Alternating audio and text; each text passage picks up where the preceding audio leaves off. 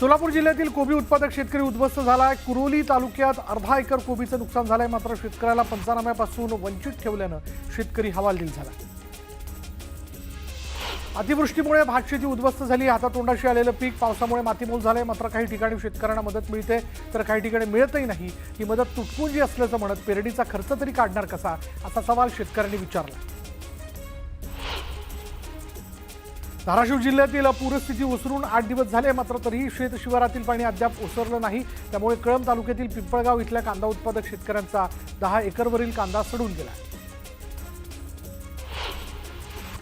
दरम्यान धाराशिव जिल्ह्यात काही ठिकाणी शेतातील पाणी ओसरायला सुरुवात झाली आहे, त्यामुळे शेतकऱ्यांनी सोयाबीन पीक काढणीची लगबग सुरू केली। पावसात नुकसान झाल्याने शेतकरी आर्थिक चिंतेत सापडला।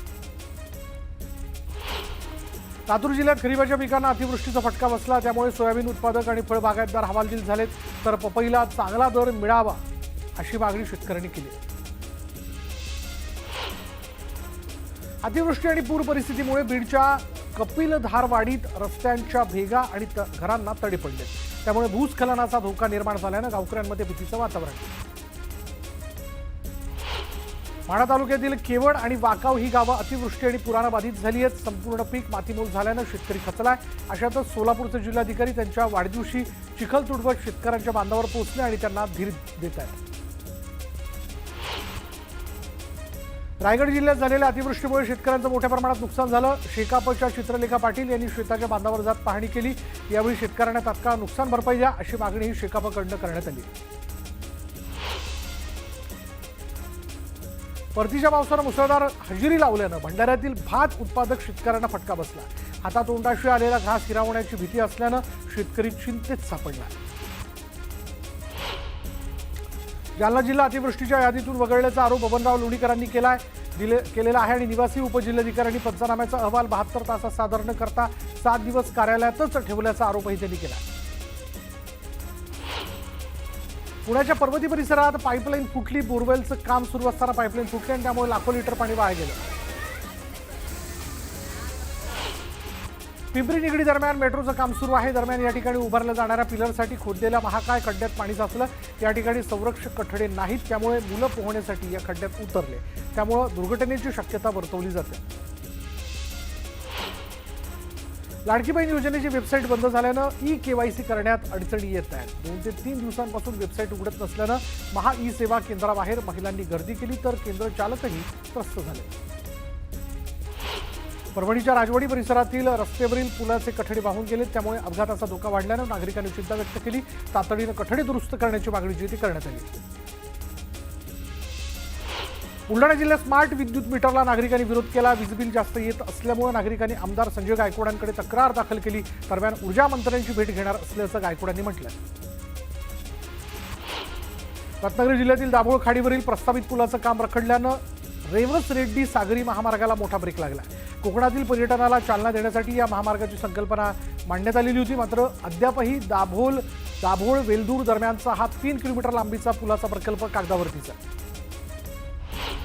अमरावती जिल्ह्यातील धामणगाव रेल्वे, चांदूर रेल्वे तालुक्यातील दत्तापूर सेवा सहकारी संघ, चांदूर खरेदी विक्री संघ तसंच धामणगाव चांदूर रेल्वे बाजार समितीच्या वतीनं पुढाकार घेत मुख्यमंत्री सहाय्यता निधीसाठी मदत देण्यात आली। नुकसानग्रस्त शेतकऱ्यांसाठी तब्बल 3,53,000 रुपयाचे धनादेश जिल्हाधिकाऱ्यांनी सुपूर्द करत शेतकरी मदतीसाठी योगदान दिलं। पुण्याच्या मावळ तालुक्यातील शेतकऱ्यांना ऊसाच्या उत्पादनात मोठा धोका निर्माण झाला। ऊसावर तांबेरा रोगाचा प्रादुर्भाव झाल्यानं ऊसाचं उत्पादन घटण्याची शक्यता। या परिस्थितीवर नियंत्रण मिळवण्यासाठी संत तुकाराम महाराज सहकारी साखर कारखान्याने पुढाकार घेतला। अत्याधुनिक तंत्रज्ञानाचा वापर करून साखर पिकांवर ड्रोनच्या साहाय्यानं औषध फवारणी करता येणार आहे। चिपळूणमध्ये वन्यजीव छायाचित्रांची अनोखी गॅलरी कम कॉन्फरन्स हॉलचं उद्घाटन आमदार शेखर निकम यांच्या हस्ते पार पडलं। या गॅलरीमध्ये कोकणातील वन्य प्राणी, पक्षी आणि निसर्ग सौंदर्य यांचं दुर्मिळ छायाचित्र तसंच त्यासोबतची माहिती आकर्षक पद्धतीनं मांडण्यात आली। कुर्ला, नागपूर, अहिल्यानगर नंतर आता अमरावतीत आय लव्ह मोहम्मदचे बॅनर लागले। सार्वजनिक ठिकाणी बॅनर लावल्यानं भाजपचे खासदार अनिल बोंडे आक्रमक झालेत। असे बॅनर्स लावून दंगे करण्याचं कट कारस्थान अमरावतीमध्ये शिजतंय, असा खळबळजनक आरोप अनिल बोंडेंनी केला। गोंदिया जिल्ह्यातील 221 उमेदवारांना नियुक्तीपत्र देण्यात आलं। 158 अनुकंपधारकांना आणि 42 एमपीएससीतून नियुक्त झालेल्यांना पत्रांचं वाटप करण्यात आलं। शिर्डीमध्ये सुरू असलेल्या 4 दिवसीय पुण्यतिथी उत्सवाची आज दहीहंडी पुढे सांगता झाली। यावेळी मोठ्या संख्येने भाविकांनी उपस्थिती लावली होती। छत्रपती संभाजीनगरच्या पैठणमध्ये स्वाभिमानी शेतकरी संघटनेने रास्ता रोको आंदोलन केलं। शेतकऱ्यांच्या मागण्या तातडीने पूर्ण करण्याची मागणी करण्यात आली आहे। राजू शेट्टींच्या नेतृत्वात हे आंदोलन करण्यात आलं। जळगावच्या भुसावळ तालुक्यातील विल्हाळा इथल्या प्रकल्पग्रस्त ग्रामस्थांनी मुख्य अभियंता दीपनगर यांच्या विरोधात आक्रमक भूमिका घेतली। त्यांच्या मनमानी कारभाराला विरोध करण्यासाठी लोकसंघर्ष मोर्चाच्या नेतृत्वात बेमुदत धरणे आंदोलन सुरू करण्यात आले। नुकसानग्रस्त जिल्ह्यांच्या यादीत चंद्रपूरचा समावेश झालेला नाही आणि त्यामुळे चंद्रपुरात काँग्रेसने आंदोलन केलं। राजुरा तहसील कार्यालयावर शेतकऱ्यांसह काँग्रेसचा मोर्चा धडकला।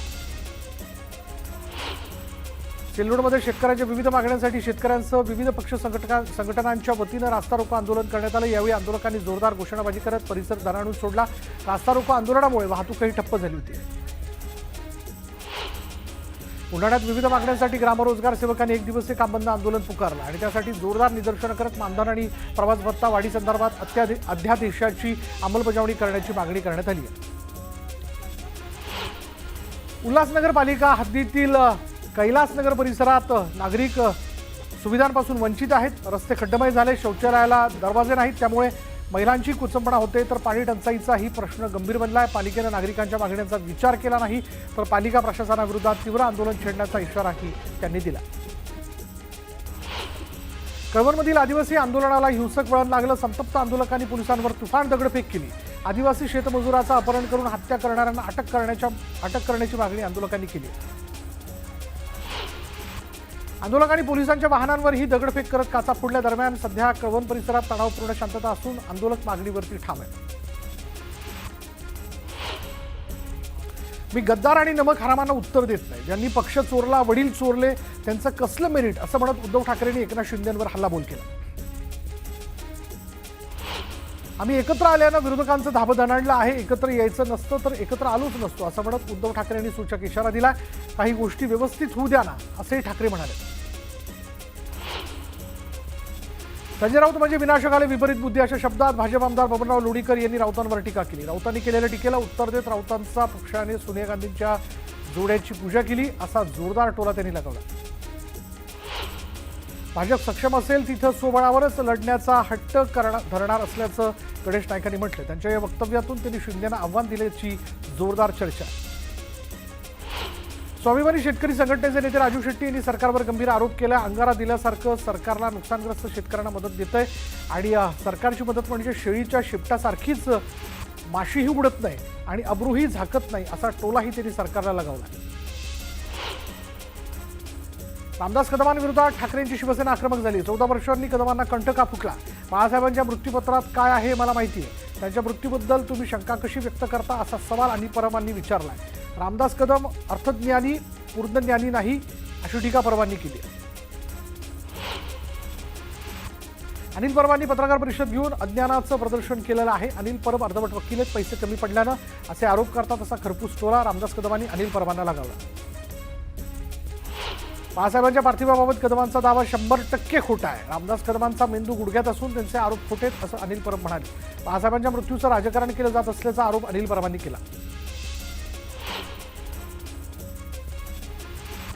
माझ्या आरोपांना उद्धव ठाकरेंनी उत्तर द्यावं, या चेला चपाट्यांनी मला उत्तर देऊ नये असं म्हणत अनिल परबांवर रामदास कदमांनी हल्लाबोल केला। कदमांनी माफी मागावी नाहीतर कायदेशीर कारवाईला सामोरं जावं। कदमांविरोधात अब्रू नुकसानीचा दावा दाखल करणार असं अनिल परबांनी सांगितलंय। मृत्यूपत्राबाबत कुणाला शंका असेल तर कोर्टात जा असं अनिल परब म्हणाले।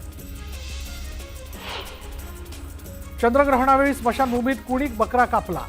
2 नंगे साधू त्या स्मशानभूमीत होते। बकरा कापताना माझं आणि माझ्या मुलाचं नाव घेतलं असे गंभीर आरोप रामदास कदमांनी अनिल परबांवर केले। रामदास कदमांना ठाकरेंच्या मागे फिरताना मी पाहिलंय। ठाकरे वाईट होते तर 2014 साली मंत्रिपद का घेतलं असा सवाल अनिल परबांनी विचारला। बीएमसी निवडणुका येत आहेत, अशा वेळीच हा राडा कसा अशी शंकाही परबांनी व्यक्त केली। 2014ला लोक हसतील म्हणून मला मंत्री केलं, नाईलाजानं मला मंत्रिपद दिलं आणि मलाही नाईलाजानंच खातं घ्यावं लागलं होतं असं म्हणत अनिल परबांच्या आरोपांना रामदास कदम यांनी प्रत्युत्तर दिलं। फडणवीसांचं सरकार अशा मंत्र्यांमुळे डागाळलं जातंय। मुख्यमंत्र्यांनी अशा नेत्यांना हाकलून दिलं पाहिजे। असे शिशुपाल मुख्यमंत्री का वाचवत आहेत असा सवाल अनिल परबांनी उपस्थित केला. मुख्यमंत्री अशा लोकांना वाचून स्वतःची प्रतिमा मलिन करतायत असं अनिल परब म्हणाले. अनिल परबांनी रामदास कदम यांच्यावर केलेल्या आरोपांनंतर अनिल परबांविरोधात मानहानीचा दावा ठोकणार असा इशारा रामदास कदमांनी दिला. तर सोमवारी मुख्यमंत्र्यांना भेटून सीबीआय चौकशीची मागणी करणार असंही यावेळी ते म्हणाले.